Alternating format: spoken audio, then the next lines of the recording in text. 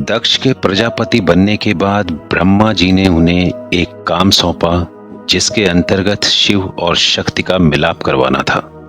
उस समय शिव तथा शक्ति दोनों अलग थे, इसलिए ब्रह्मा जी ने दक्ष से कहा कि वे तप करके शक्ति माता को प्रसन्न करें तथा पुत्री के रूप में प्राप्त करें।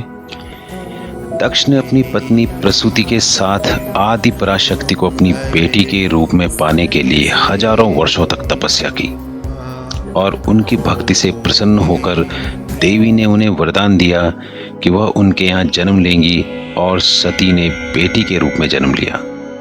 एक समय ऐसा आया जब सती ने शिव से विवाह किया और दक्ष के महल को छोड़कर कैलाश पर्वत पर शिव के साथ रहने लगी। समय बीतने के साथ दक्ष अहंकारी हो गए थे। देवता और सप्तऋषि भी उनकी इच्छा से उनसे मिलने आते हैं और इनमें से कई उनके दामाद भी थे। इस बात का अहंकार उनके अंदर आ चुका था।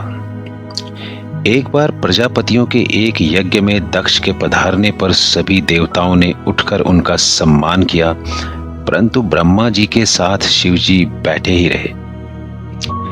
शिव को अपना जमाता होने के कारण उनके द्वारा खड़े होकर आदर नहीं दिए जाने से दक्ष ने अपना अपमान महसूस किया और उन्होंने शिव के प्रति कटुक्तियों का प्रयोग करते हुए श्राप दे दिया।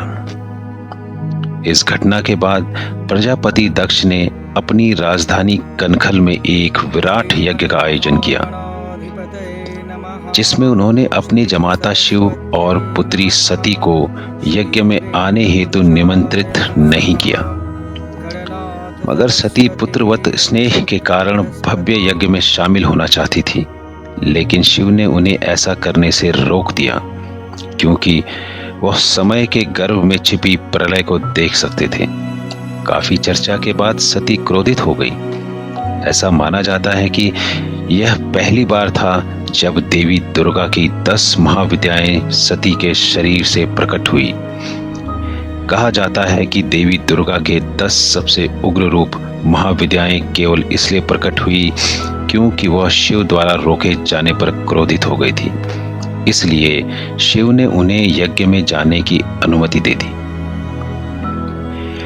यज्ञ स्थल में दक्ष प्रजापति ने सती और शिवजी का घोर निरादर किया। अपमान न सह पाने के कारण सती ने तत्काल यज्ञ स्थल में ही योगाग्नि से स्वयं को भस्म कर दिया। जब शिव को इसकी जानकारी हुई तो उन्होंने दक्ष यज्ञ को नष्ट करने के लिए वीरभद्र और भद्रकाली का आह्वान किया। वीरभद्र ने दक्ष का सिर काट दिया और भद्रकाली ने दक्ष के यज्ञ को नष्ट कर दिया। यही कारण है कि मां दुर्गा के 108 नामों में से एक नाम दक्षयज्ञ विनाशिनी भी है। बाद में ब्रह्मा जी के द्वारा प्रार्थना किए जाने पर भगवान शिव ने दक्ष प्रजापति को उसके सिर के बदले में बकरे का सिर प्रदान कर उसके यज्ञ को संपन्न करवाया, लेकिन इससे उनके दिल और दिमाग को शांति नहीं मिली। इसके बाद शिव ने सती के जले हुए शरीर को उठाया और तांडव नृत्य किया, जो विनाश का नृत्य है, जो पूरी सृष्टि को नष्ट कर देता है। देवता उत्तेजित हो गए और उन्होंने भगवान विष्णु से मदद की प्रार्थना की। इस प्रकार भगवान विष्णु ने अपने सुदर्शन चक्र का उपयोग करके सती के शरीर के 52 भागों में काट दिया, जो पृथ्वी पर गिरकर शक्ति पीठों के नाम से देवी की प्रार्थना करने के लिए पवित्र स्थान बन गए। इन सभी शक्ति पीठों में भगवान शिव का भैरव रूप भी है और इस तरह शक्तिपीठ अस्तित्व में आए। ऐसा माना जाता है कि उत्तराखंड में भी माता सती के शरीर के कई टुकड़े गिरे, जो आज शक्तिपीठ के रूप में जाने जाते हैं।